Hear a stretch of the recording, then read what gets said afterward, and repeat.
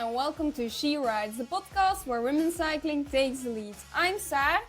And I'm Kristof, and today we're diving into the latest race results and hot topics in women's cycling. Let's get started. Ready?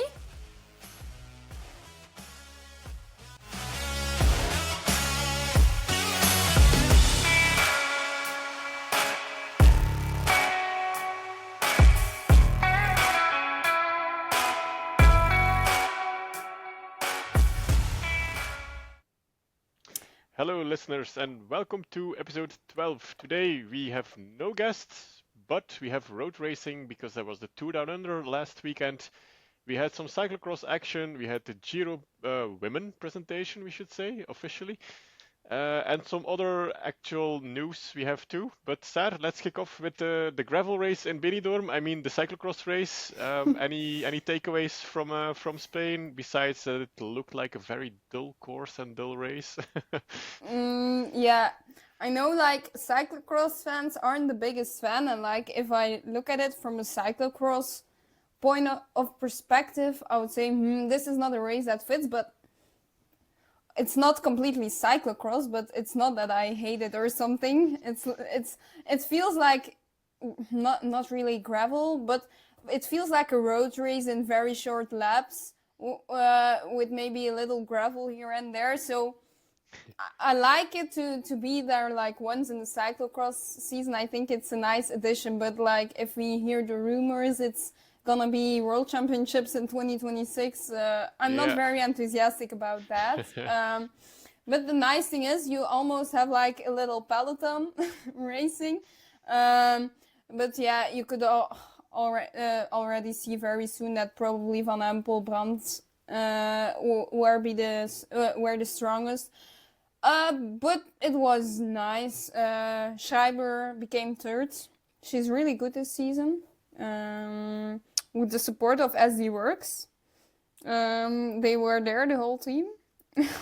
Yeah, two mechanics even. Yeah. So, with Lotte and Barbara Guarischi, Yeah. if I'm not mistaken. Seems like a nice team building. So Yeah. if there are now again troubles in the team atmosphere, the cause won't be the lack of team building. And we know if you have a puncture, you know where to go now, right? Yeah. But yeah, that was it. In other cyclocross news, Worst will be back this weekend, so she will be back just in time for the Worlds. And Marianne Vos added Maas Mechelen to her program because she doesn't feel ready to perform at her best at the Worlds yet. I think she doesn't feel, but I think she is ready. She's fourth again in Benidorm last weekend.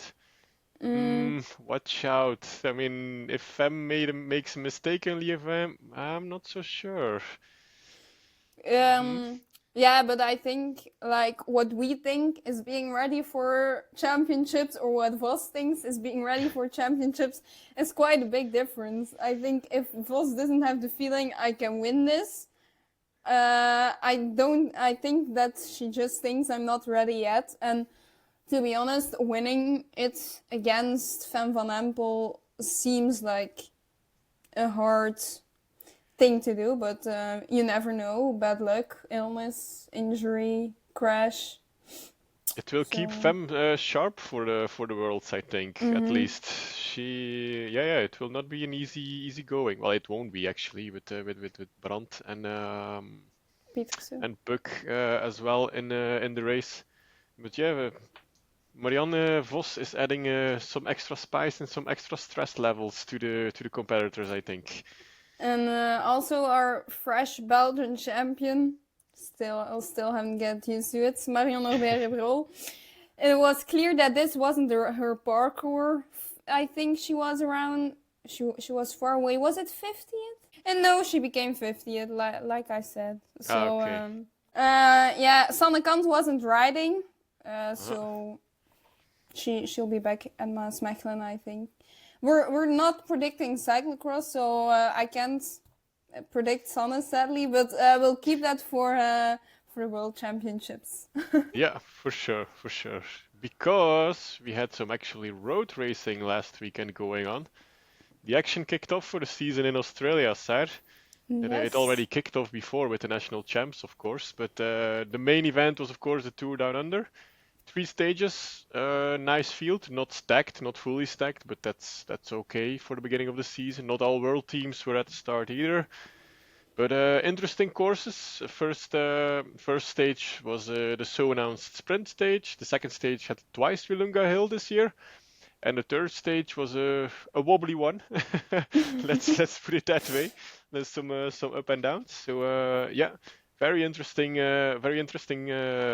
race. I thought actually to follow. Yeah. First stage was announced as a sprint stage. But everyone was a little bit mistaken by the attack of Danique Hengeveld. That good time trialist, and there she went. And the chase wasn't really optimally organized in the back, I think, because all credits to Danique, of course, for the win. She deserves it. But I think, yeah, I some questions remain here. Like, what happens if FDG takes the chase? Like, seriously? Chloe Dijkert was pulling the peloton like an individual time trial, which was nice for her, but was completely ineffective for the chase, I think, because no one could follow She her. just broke everyone. Yeah, yeah, exactly. So I don't But know. hey, that's like the nicest feeling to have, like the chase not being very well. Like, you know, as women's road cycling has started again. So felt very familiar. But we had no, we didn't have SD Works at the start, but still it was a mess. The Plot chase. twist. It actually was never SD Works who was causing all the drama. Yeah, that's a big question that remains for me actually. What if FDG organizes the chase? Because Yeah. Ali Wollaston like kind of easily won that sprint for second place, and I Yeah. think FDG they're prone to that. They showed it the last couple of seasons as well. They have a good team, but chasing is not in their dictionary apparently, and I think. But in whose dictionary is chasing? Yeah, that's true. I think AG Insurance is like a team. If I watch them, I look, okay, you know what you're doing. You're like really chasing. You know how to win races, but there are a lot of teams like. Yeah, Picnic Postenel too. They had like with Barbieri and Josie Nelson, 2 sprinters. I mean, come on, girls, chase. Yeah. But classic Serrat twin that sees the opportunity. And nice to start your season at a new team. Yeah. Nice entry to the new team for Danique actually. That's true. Then and on to stage 2, the Wilunga Hill stage. That very interesting as well. No, before we move on to stage 2, I need to shout out to Henrietta Christie because she saved the Tour Down Under for EF Education Oatly actually. Because I don't know if everybody saw it, but Noemi Ruig was at a certain point involved in a crash or a mechanic or both. I don't know what it exactly was. And she finished the race on the bike of teammate Henrietta Christie. So if she wasn't around, we wouldn't have the final winner here, or we would have a different one actually. So shout out to Henrietta Christie. Good job. So very surprising winner. I think we can say that. Okay, we knew Naomi Rueg was someone who you should keep an eye on, like that's someone for the future, but to just come in and win here before the likes of Fisher Black, Bradbury, Brad. Indeed, very impressive, but same for Silke Smulders and Me Otterstad. Those 3 riders have really surprised me in a very positive way, like very impressive stuff. Yeah. And then we, of course, to finish the top 5, so that was a podium, and then we had Bradbury for Lodarczyk. Lodarczyk, yeah. The Polish champion, yeah, exactly. Yeah. I have a little problem with pronouncing that, but okay. He can be good at everything. That's true, but you could see it in the eyes of Noemi Rueg when she chased back to the peloton after her crash on the bike of Henrietta Christie. You could see it. That was like power. And then you could see the look in her face, and I was like, shit, I should have predicted her at least top 5 because her face said it all at that moment. I Yeah. was like, uh-oh. And then on the Willunga Hill stage too, you could see it. Like Neve Bradbury tried an attack, Elise Chabert, I think, Amanda Spratt too. But Noemi was like, I'm not having anything of this. This is my day actually, and yeah, she finished it very strongly. Yeah. Well deserved actually. Also, the difference in end I'm been getting for Silke Smulders, she ended the season at the CMAC Ladies Tour just in a few millimeters beaten by Lotte Kopecky, and then starting it with like getting second on Willunga Hill. That's like crazy. Yeah, the Swiss pocket knife, I think. Well, speaking of Swiss pocket knives, let's shout out in the Willunga Hill stage and the third stage as well for Julie van der Velde, actually. Yeah. Is there anything she can't do, actually? Indeed. I mean, I was watching that and I literally posted on my Blue Sky account like, oh, Julie van der Velde is going to do big things this year. Like, she was so strong. Sometimes I had the feeling like, Julie, wouldn't you be better be the one in the pack, just taking it easy and like see what you can do? Because, but that's not her thing. She just she's loves driving to... around with musettes all day long. Then she's pulling the Juju tandem with Justine Hakire on Willunga Hill. She's so strong, crazy. I mean, choose between a Swiss pocket knife and Julie van der Velde, you choose Julie van der Velde because she comes in more handy than a Swiss pocket knife. But hey, I was very impressed. Like, we know Julie van der Velde has the potential and she's a great rider. But if you saw she's not at peak level yet and what she was doing here, I was like, oh, you have a big future. Yeah, every team needs Julie van der Velde.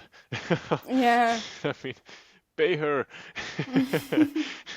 She's doing great, and I think with Justine she was already a good level. The thing is she doesn't do well in that extreme heat. But I think if Justine can go to the Ardennes, then she can certainly contest for top 5. I think for sure with together with Julie van der Velde and then Urska Ziegert. So things to look forward to. Yeah, definitely. And then on stage 3, to wrap it all up, like the wobbly stage, like the local parkour with some laps to do, was actually quite exciting because it was not the easiest of finish. So I was very curious what Silke Smulders could do, and then she did very well. Same with Elise Chabert. I was thinking like, will she make a move? But yeah, that didn't happen finally. But Noemi Rueg finished third, so that was okay. She kept the GC, the leader jersey. And Chloe Dijgert could finally finish her individual time trial from the first stage, but this time it was with a big reward, like the stage victory. Well deserved, I think, because she was she was on form the whole 3 stages, I think. So for sure. She could have been smarter in the first stage, but the third one was for her actually. I'm not the biggest Chloe Dijgert fan, but she deserved this win. I think she'll be great this spring. For sure, also for her team, she's clearly doing very well. I was hoping for Silke Smulders because again, second. Well, when I saw Sigrid Gauset going in the last 800 meters, I was hoping for her actually, but then I was like, oh, Sigrid, this is long and hard effort you have to pull out here against some top competition on the climbs, and you could see it like the last 400 meters she flamed out actually. But she managed to finish. It was a nice try. Yeah, definitely. That's what she has to do. And for sure, it's just nice. I always like it to see like an outsider take the win. So that would have been nice.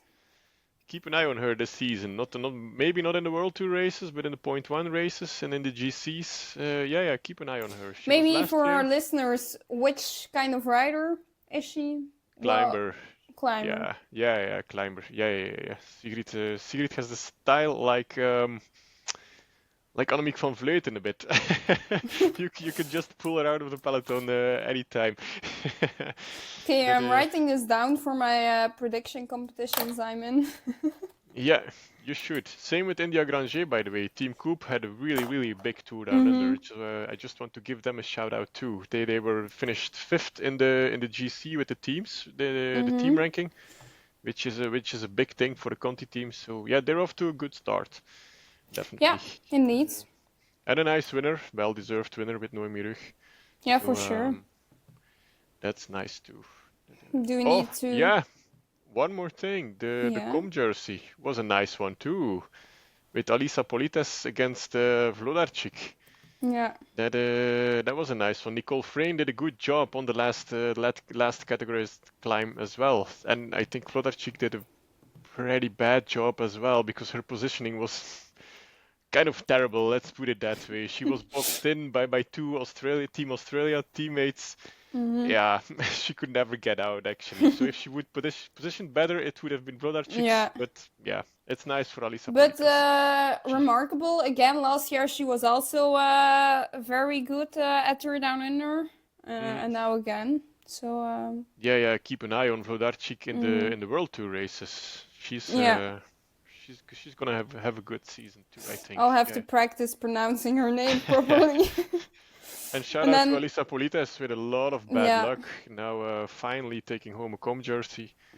It's, and then what a very way nice. to do it! Starting the first day with a long break, and then just competing with our Polish champion Yeah, in the KOM sprint. So yeah, definitely. nice. And maybe someone who like disappointed us a bit was probably Neve Fisher Black. But on the other hand, I was thinking like maybe she has her eyes set on some bigger goals later on in the But season. yeah, but I thought like the difference you have this like I would say three favorites going into this race with Shabe, Neve Bradbury, Neve Fisher Black. I would have expected them to the difference. I expected them to have a bigger gap on the likes of Rueck, Smulders, Ottestad. I mean, those I'm naming now aren't bad riders, but they are also not riders you would say like, oh, you're gonna win the Tour Down Under, or you're gonna win at so yeah. But again, it's always surprising start of the season. Riders react differently on team camp, other goals, but yeah, I expected. I didn't expect this. Let's say it like this. I didn't expect the result here. No, Caroline Swinkels was also a little. I expected her to do a little bit better, but I think she lost a lot of energy in chasing points, chasing com points, chasing the green jersey points. She became Probably. 20th, so Yeah. So yeah, but all in all, we're happy that road racing is back. On for more. yeah, indeed. Already getting impatient for the next race, which are the races in Spain. First, and the Cadel Evans Great Ocean Road Race. Are you so and excited the for that one? Schwalbe, The Schwalbe One-Day Classic. We'll predict that when I was first thinking maybe we should do Trofea Palma, but like the participants list at this moment is like 10 riders for each team, so yeah. So we went for the Schwalbe Classics, Classic 1 race. Yeah. Because they will have the same participants as Tour Down Under, so I went with Barbieri. I hope she can win. And then 5th I went with Maaike van der Duin, also looking very good in Tour Down Under.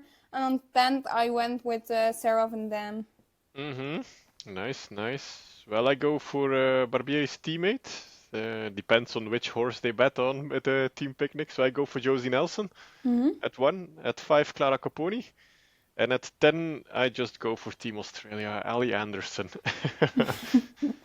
Okay, you never know. I think we can wrap races of the last week up here. I don't think.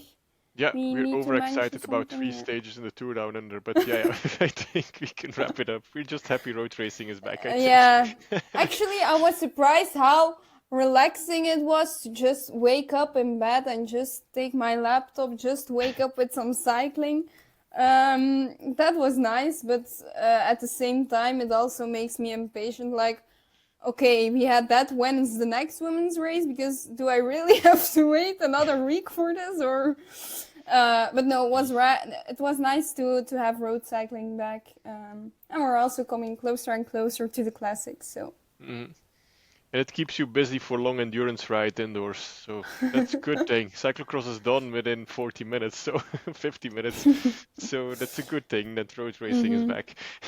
But of course, we do have the World Championship cyclocross first, which is exciting. I'll be going, so. Cool. Then what we also saw, was it last week? Yeah, it was last week during our recording with Julie van der Molen. It's still online, so go check it out if you like. So we saw the presentation of the Giro women's route, so maybe we'll... Finally saw the presentation. Yeah. I don't know, it was like postponed for months, but yeah.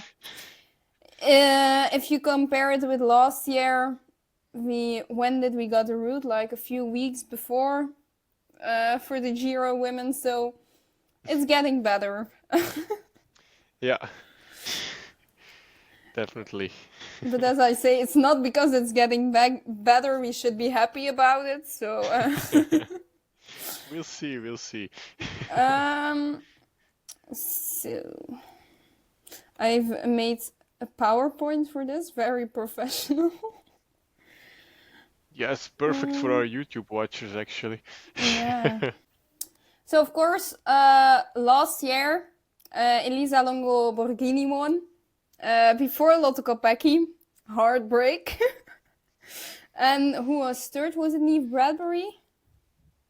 Or am now I you're asking me so something. wrong? Yeah. Yes. Yeah? Oh, Yeah. yes. Definitely. So I'm just trying to recall what happened there.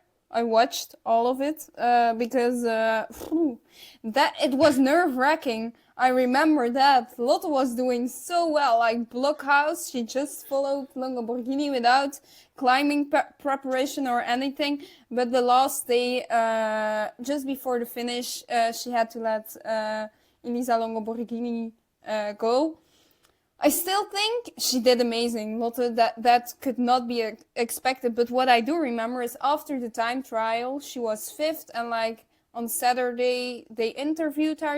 And they were like, "Oh wow, you just finished Elisa Longo Borghini. Are you happy with how you're doing?" And then it was like, "Yeah, I'm happy, but if I rode the time trial better, I would be wearing pink right now." Oh. So Yeah. I still remember her being very harsh on herself while actually going into that Giro with, I'll see what comes out of it. I want to win stages. I don't want to do too much, so I am fresh enough for the Olympics. But yeah, Lotte Kopecky is and will always be a winner, I guess. But Longo Borghini did great there. Of course. Yeah, it was well deserved win. She was strong the whole Giro. And Justine Gakira won the mountain jersey. Yeah. Also super nice. That's becoming a thing. Yeah. Justine in polka dots. Red ones, blue ones, doesn't matter. But now about the stages. I think I was very excited. I was going through the stages, and the first thing I saw on the site was after there was a time trial too, that they had these little descriptions for every stage. So the first stage is a time trial of 30.6 kilometers. It's, as they say here, a classic urban individual time trial. So it's in the heart of Bergamo, and it's fast.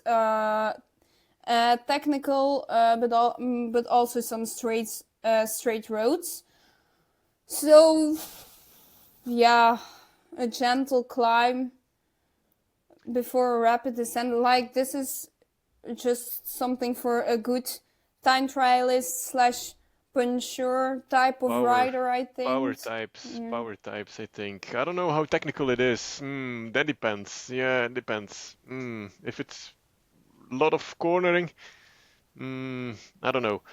But could be real, yeah, powerhouses, technical, Mm. TT specialist actually. Yeah. And I think because when I saw it that the start was in Bergamo, I was like, ooh, this can be a heavy time trial. Because I don't know if you've ever been in Bergamo, but you have to do your best to find 13 kilometers of not climbing, I think, in that region. But I think the Giro organizers, RCS, was like, maybe we're not going to start with the climbing time trial because then maybe the GC is already set for a big part. So probably that was the thought of it, I think. So yeah. Yeah. The thing here is it's like hard to predict because we have no idea who's riding. Because like still don't know why, but the Giro women ends 13 days for the Tour de France Femme, which makes it kind of complicated. Yeah. Yeah, so who could do? Yeah, of course, like Lotte Kopecky could do well here, but like the question is she gonna participate or not? So Yeah. it's very vague. Yeah, definitely. Definitely is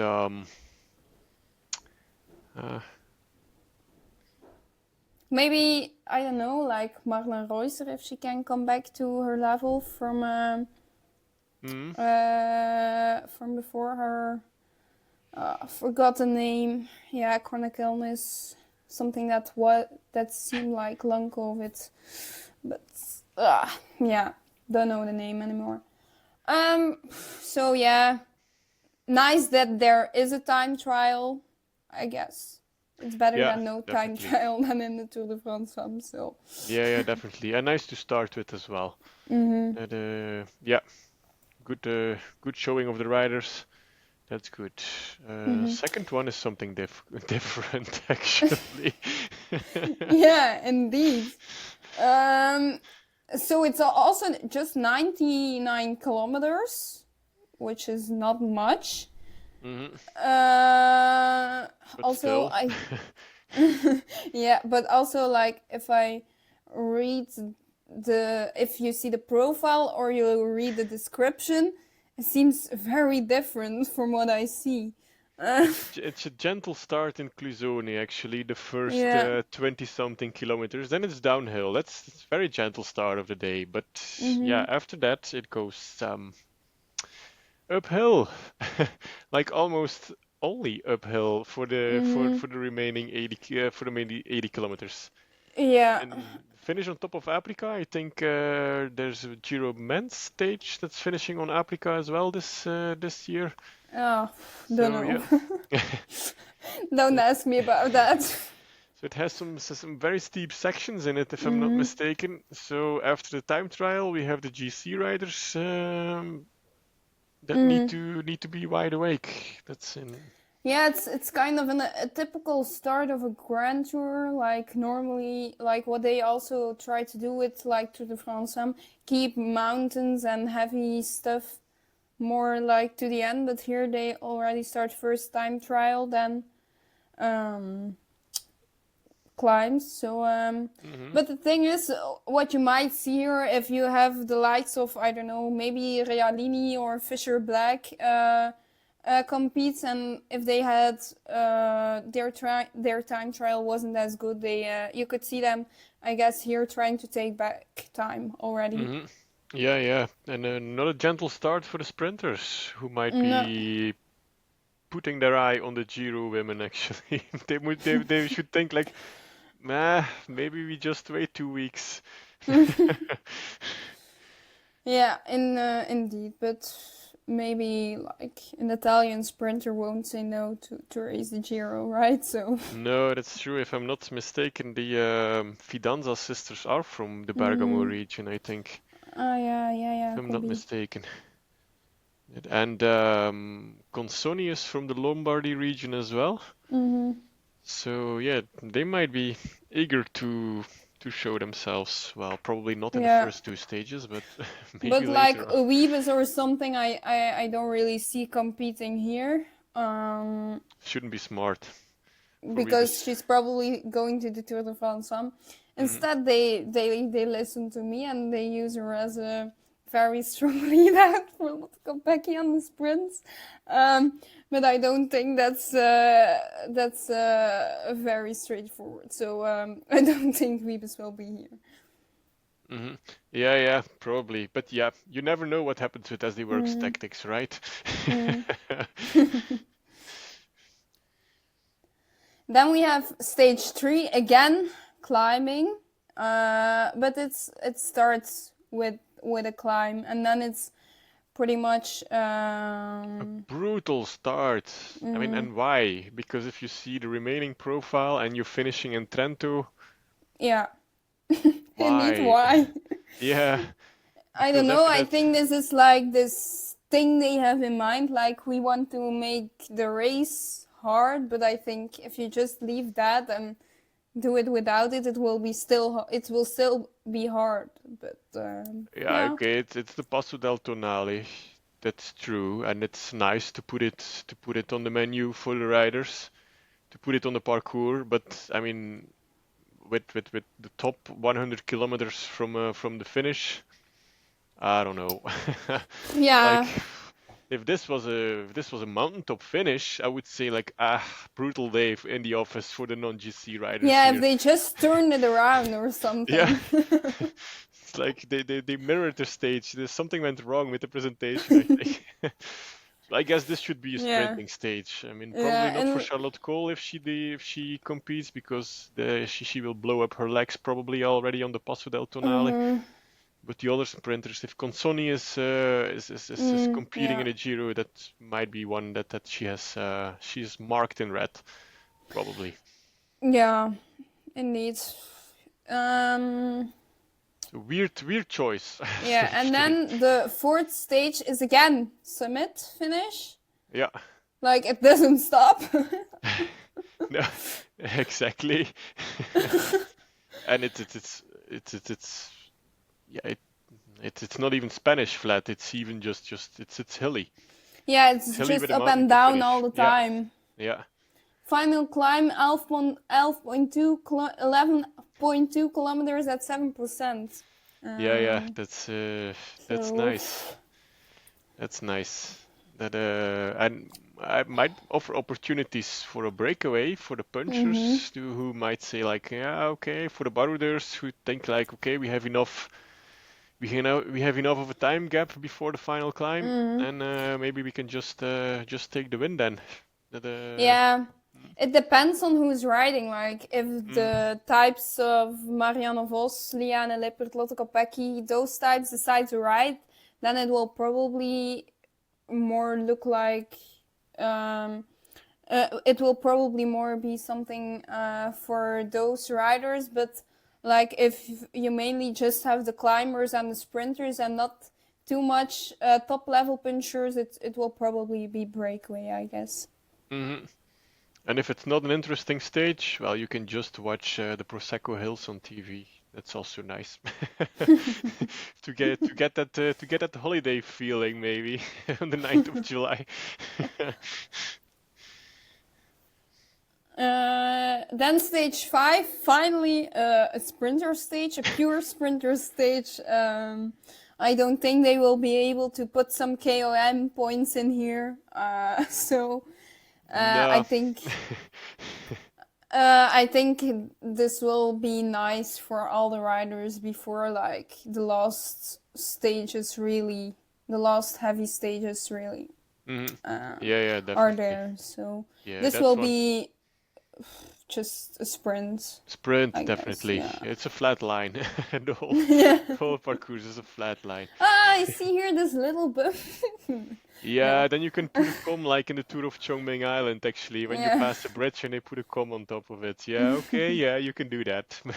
That's an option. Yeah. And then, as said, the heavy stages are here. This is the sixth stage. Punchy. So again, punchy up and down the whole time. Punchy finish. Yeah. That's interesting. And on a local circuit as well. So yeah, interesting. Yeah, indeed. The I GC think riders or the punchers might be interesting. I think just like as in the Tour de France, again, a lot of opportunities for the punchers. What makes it a bit hard because they are on such a short notice from each other, but two Grand Tours who are actually very good for punchers. So it will be interesting to see who makes which choice or who doesn't make a choice at all and just decides to ride both. Yeah, exactly. And then this is the last Stage stage, 7, the before last one, I think, right? They're finishing on Imola, I think. Oh, if I'm yeah, not mistaken. indeed. Yeah, the Imola circuit. Yeah. Stage 7 is the Queen stage, the longest one, Yeah. 157 kilometers, hilly, a lot of hills Looks along the heavy. road. Yeah. Finish on Monte Nerone at average 8%. So yeah, that will Yeah, hurt. the last 8 kilometers are average 8%. So again, lots of climbing. Goes This is uphill like- from the start. It looks like Spanish flat, so it goes up. Might be hard for the sprinters. the non-punchers, the non-baroudeurs, and the non-GC riders. Might be a hard day at the office, this one, because the stage Seems is a long great- as well. Yeah, seems a great stage for like the top climbers. Yeah, we don't know who's riding, but like type of following would do good. Nia Doma maybe. Yeah. Would do good here. And then maybe Anna van der Breggen, but yeah, you don't know how she's gonna return. We'll know that fast enough. The only thing we know about her right now is she recorded a reel for the first time. But yeah, we just don't really know how her comeback will be. So We'll see. That and then last stage is indeed Imola. On the circuit of the World Championships in 2020. yeah, Cima Galisterna. So also not very easy. No, not at all. No. It's not a sprinter stage in Rome or in Milan like we see with the men's race. No. This one is really could offer some final opportunities for. And guess who won there in 2020? Van der Breggen. Yes, indeed, Van der Breggen before Yeah. Van Vleuten and Longo Borghini. Yeah. Vos exactly. became fourth, Lippert fifth, and then Daegnen, Nivea Doma, Uttrup Ludwig. It's with the famous shot on the Cima Galisterna, I think. Yeah, definitely. Nice course. Overall, I think it's just like a really hard Giro. Yeah, harder than the men's Giro. Everyone who's complaining about the too easy men's Giro, just watch the women's. We've got your back. Yeah, definitely. Yeah, interesting parkour. Except if you're a sprinter, then you just have like one and a half opportunity, I think. It's not nice for Chiara Consonni Yeah, and indeed. Marta Like Fidanza, if I if think. you're type Charlotte Cole, I think you have to be honest. Charlotte Cole shouldn't go here because what are you gonna do? That one stage, maybe that flat is something for you, but yeah, pure Nah, sprinters. she's out of the time limit before that stage already. Oh, so It's too hilly. I mean, come on. mm, Like, she's a great sprinter, but mm-hmm. yeah, no elevation, please, for Charlotte Cole. Like, not even the slightest, I mean, not even the slightest hill, Mm-hmm. because then she explodes. Yeah, I'm excited to see decisions about this because I think it's hard for let's say like every puncher and climber for like, do I want to do tour, do I want to do Giro, do I want to peak for Giro and ride the tour, do I want to peak for the tour. Yeah. I Yeah, think maybe definitely. yeah, it will probably like you have the top level riders and those just beneath it. Mm. I, they will probably just decide to peak where the top level riders aren't starting, or so I think we will see two very spectacular grand tours actually. Hmm. um, And maybe the Giro is very interesting because maybe you have a different playing field and not the likes of Vollering and Niewiadoma and stuff. So it might be very interesting. Like yeah. Noemi Ruig, for example. Who knows? Oof. Who knows? And like a Labou or something, Yeah, if you say those aren't riding, like Labouche is also something yeah. like Bradbury.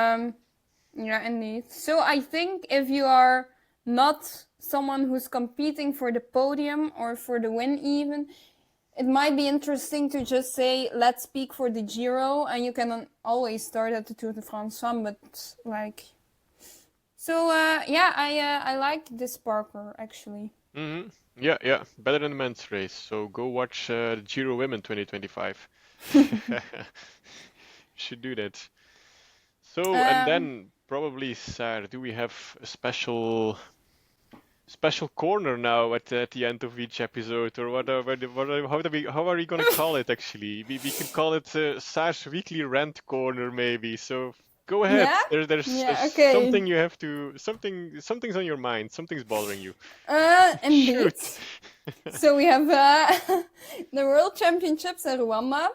There have already been a lot of talks about it being too expensive, and they need to leave some riders at home to make it all more doable for the federation because blah blah blah money stuff.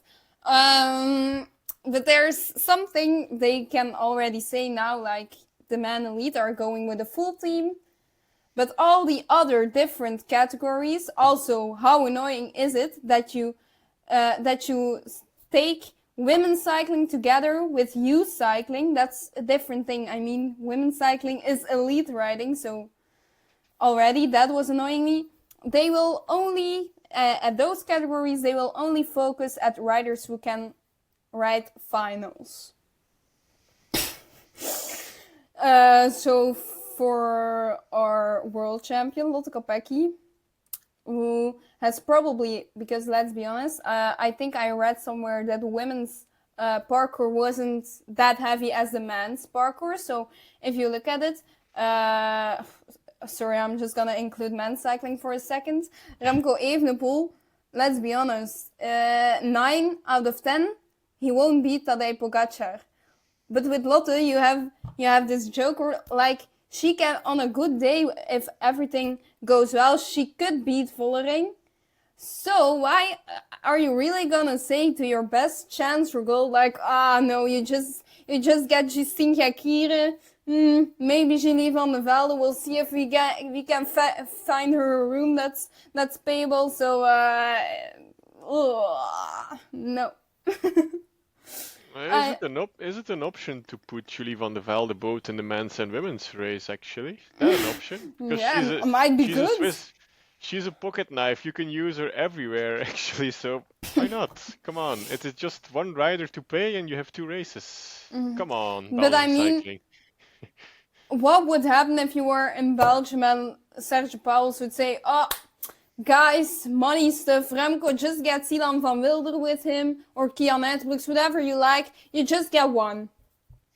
The rest stays at home. You can do it with one." Remco might think, "Okay, Yeah, I'll prove he myself." might even say, "Okay, no problem, boss." But all these sport journalists and diehard fans will be like, "What? Is he not important, or what is this?" But now they are talking already. Now they are saying like, "Ooh, for all the not elite men categories, ooh, we won't have full teams." Like, if money is such a big problem, just do it like the Olympics. Go with 4 men, go with 4 women, and do the same at youth categories. You can save your money that way too. No, I was not amused by that. So, but good content, I guess. Saar's rant corner. That's it. Yeah, it's all being sold. The world's in Rwanda, like woohoo woohoo. There's like a world now in Africa, the first African World Championship road race, blah blah blah. But logistically, it's not easy. I think Visit Rwanda paid a lot to the UCI, and that's all that has to be said, actually. I mean, okay, don't get me wrong, it's nice to have the race in Rwanda, but see the youth categories, most national federations, they don't have money. Like Norway, they're probably not gonna go there. They're already out of money to go to the Euros, actually. So, let alone going to Rwanda with a full selection. The Dutch selection either, I read today. That is the youth categories. Denmark neither. So yeah, I don't know. I don't know. I also read this statement, like, yeah, we own. If Visit Rwanda can pay all that money to the UCI to get the World Championships to Rwanda, then you can just pay all the logistics as well. It's not a big deal, I think, for them. But Yeah, anyway. UCI and money. Ah. Yeah. Yeah. I also read this statement of Belgian cycling. Yeah, about not bringing any other riders in the other categories. So they were talking about youth categories plus women's cycling for a weird reason, because it's not the same. But anyways, yeah, worlds are serious. We only take riders for results, not to gain experience. I mean, isn't like the job of the Belgian Federation to yeah.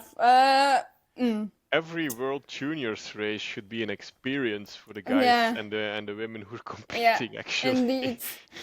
It's nice if you have a top competitor, but it's for the experience they do That it. article, there were a lot of things wrong in that article. So, yeah, we've had this. Can be a motivation for our Belgian women to all ride finals, but we have to be logic and also ride finals. I mean, if you have already Lotte Kopecky is the only one who can beat the Netherlands. How do you think she's gonna do that? Okay, Julie van der Velde, if she can even go, she's amazing. She's so good, but don't send her just with Julie van der Velde and Justine Jacquire. How do you expect such a long, heavy race? You have Julie van der Velde all day going back to the car, and then you only have Justine Jacquire. One attack or a bad day from Justine, and then you're not even talking about who is gonna lead the peloton. So We yeah. at least want Mieke Dox as well, just for the team spirit. Yes. Maybe you need to ask Mieke if she wants to go herself. No, we don't ask, she will go. Yeah, so I think that was it for my rant and for this episode. There. we can wrap up the episode with Saar's rant corner. No. Exactly. I have to do one shout out to someone on Blue Sky, Lady Starblade. Thank you for sending me what I had to watch, which parts I had to watch from the Tour Down Under Women. It was very much appreciated. So if you're listening, and if you're not listening, I'll also know now. Yeah, no definitely. pressure. We take note that Saar didn't watch every minute of the Tour Down Under. Yeah. Sometimes you need to do something for school too, but so I think we'll wrap it up here. Yeah. But we might have a little announcement. The coming month is going to be very busy here at She Rides. Let's call it the classic countdown. We will recording the first episode on January 29, and I will do my best to publish it the day before the Cyclocross World Championships. So that's the 31st. And then we go through basically till the omloop. We have 4 different guests and probably 1 episode with the 2 of us. So that's exciting. 4 super nice guests, all in different ways. So that's nice. Definitely. I think that's the final wrap then, Saar. Yeah. Big announcement. Good. Thank you for listening. So, that's a wrap for episode 12 of She Rides. Thanks for joining us. I hope you enjoy the ride. Absolutely. Women's cycling is packed with action, and we're here to bring you every twist and turn. Be sure to subscribe on Spotify, Amazon Music or YouTube so you don't miss upcoming episodes. And if you like today's show, a rating, like or comment really helps us reach more listeners. Follow us on Blue Sky and Instagram for behind the scenes updates and our hashtag Guess the Guest Game and more. Don't forget to check out our other guest episodes who are still online. And also don't hesitate to share your questions, topics or guests you'd like to see in our episodes. Stay tuned for more and tag She Rides podcast on Blue Sky to show off your knowledge. And She Rides is powered by KRM Endurance Coaching. Thanks for listening to She Rides, the podcast where women's cycling takes the lead. Keep watching the fun and we'll catch you in the next one. Bye bye. Bye bye.